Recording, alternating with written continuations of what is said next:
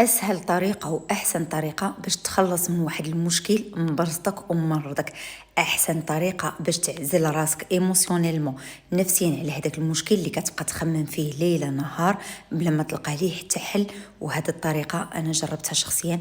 الى عجبك الفيديو خلي لي واحد شكرا صغيره في التعليق وبارطاجي مع اللي محتاج ليه. الطريقه سيدي وهي تحرك بكل بساطه، مشي جري لعب في لاصال، المهم انك دير تمرين رياضي. سبحان الله العظيم، وانت كتلعب وانت كتحس هذاك المشكل كيبدا يبعد عليك، وكل ما عييتي في هذاك التمرين كل ما زاد بعد وهو كيبعد وهو كيبعد.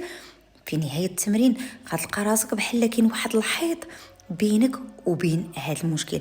رد بالك ملي كيكون عندك شي مشكل اصلا عقلك كيقول لك بلا ما دير سبور واخا تكون بروغرامي، كتقول لا والله ما فيا، وراه هذا هو الفخ.